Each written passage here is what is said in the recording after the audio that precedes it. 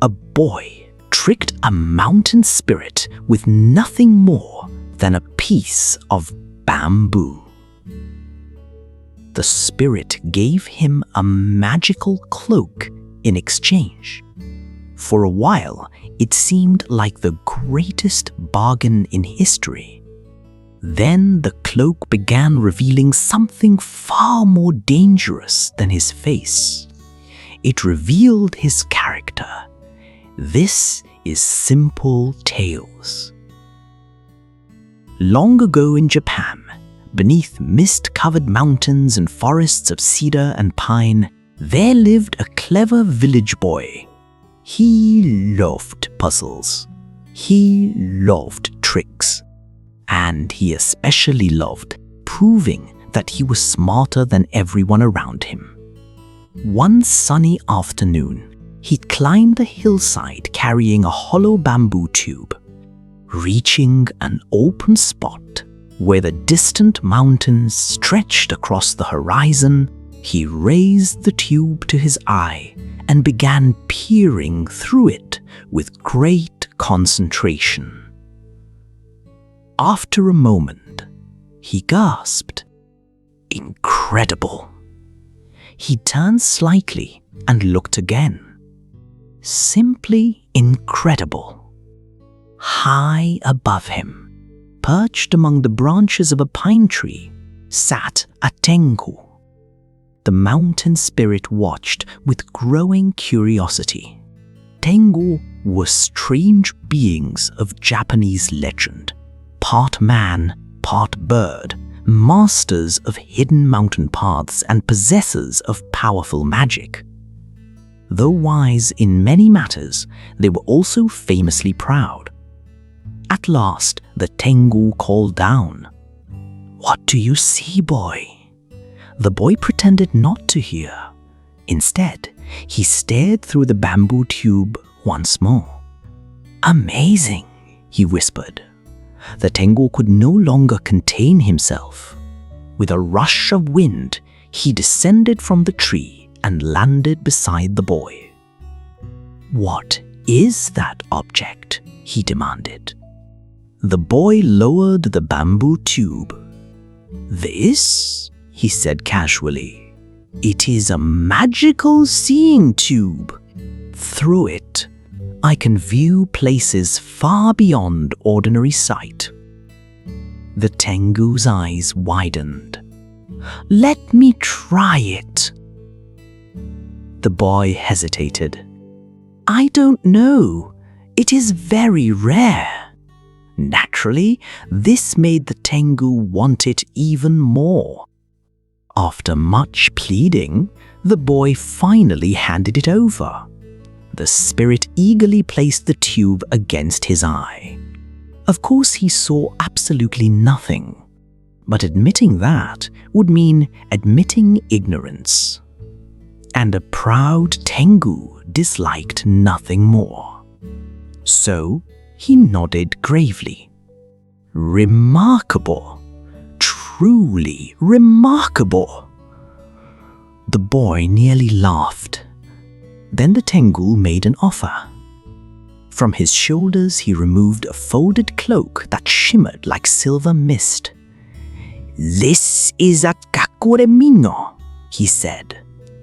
"A cloak of invisibility. Whoever wears it cannot be seen by human eyes." The boy's heart leaped. A genuine magical treasure. "Perhaps," he said carefully, "I could part with the tube." Moments later, the trade was complete. The Tengu departed, pleased with his bargain. Only later did he discover he had exchanged a priceless, magical artifact for an ordinary piece of bamboo.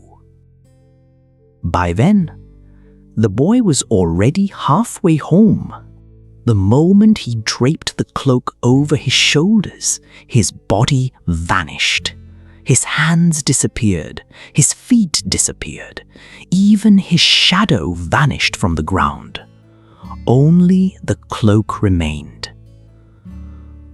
The boy could hardly believe it.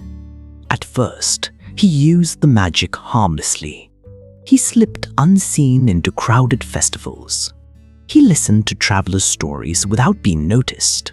He watched actors perform from the finest seats. The cloak felt less like clothing and more like freedom itself. But freedom without discipline rarely remains harmless. Soon, curiosity became temptation. Temptation became mischief. A sweet rice cake vanished from a vendor's tray.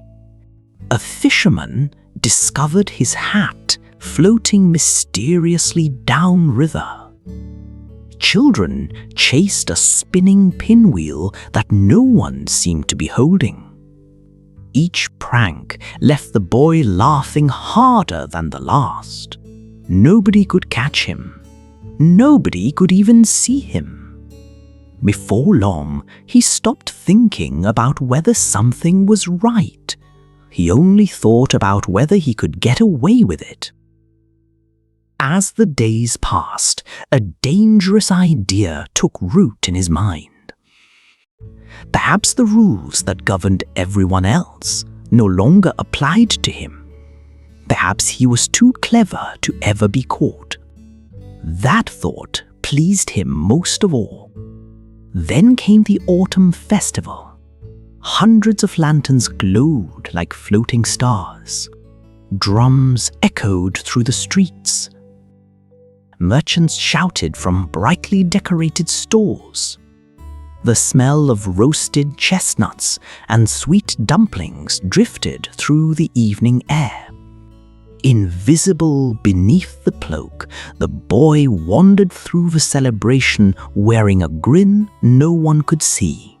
He tugged sleeves, untied sashes, moved baskets from one stall to another. Confused merchants argued. Children pointed at objects that seemed to move by themselves. The chaos delighted him. Yet even that was no longer enough. Near the center of the festival stood a wealthy merchant displaying bolts of beautiful silk. An especially foolish idea entered the boy's head. He would steal one in front of everyone. Slowly, he lifted a boat of crimson silk. The merchant froze. Gasps rippled through the crowd. The fabric appeared to rise into the air all by itself. The boy chuckled, then laughed so hard he could barely stand. Heads turned toward the sound. The merchant narrowed his eyes. An elderly woman studying the ground suddenly pointed. There! Though the cloak concealed his body, it could not hide the dust disturbed by his feet. Footprints appeared in the road, one after another, moving through the crowd entirely on their own. The villagers stared. Then they followed. The boy hurried away. The footprints hurried too. Lanterns swayed overhead as people rushed after him. Children pointed and shouted. Merchants abandoned their stalls. Someone lunged toward the invisible figure and grabbed empty air. Their fingers brushed cloth. Another villager reached out. Then another. The boy stumbled. The cloak slipped from one shoulder. A hand appeared. The crowd gasped. The cloak slipped farther. An arm, a face, a leg. Within moments, the entire invisible trickster stood revealed in the middle of the festival. For one long heartbeat, nobody spoke. Then laughter erupted from every direction. Not cheerful laughter, not delighted laughter, embarrassing laughter. The kind that burns hotter than fire. Every missing rice cake, every stolen trinket, every unexplained prank. Suddenly, the villagers knew exactly who had caused them. The boy wished he could disappear again. But this time, no magic could help him. Ashamed of what he had become, he returned what he had taken and apologized to those he had wronged. The villagers eventually forgave him. The lesson, however, remained far longer than the embarrassment.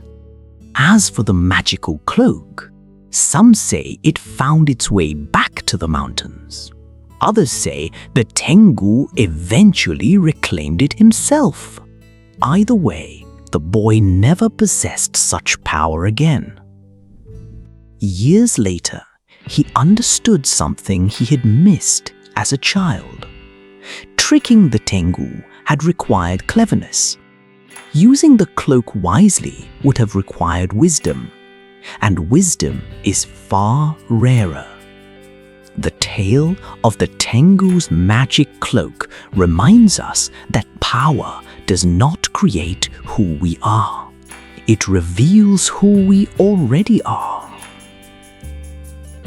Character matters most when nobody is watching, especially when nobody can. Thank you for joining this simple tale. If you enjoyed this story, please like, subscribe, and share it with someone who loves myths, legends, and forgotten tales from around the world. Until the next one.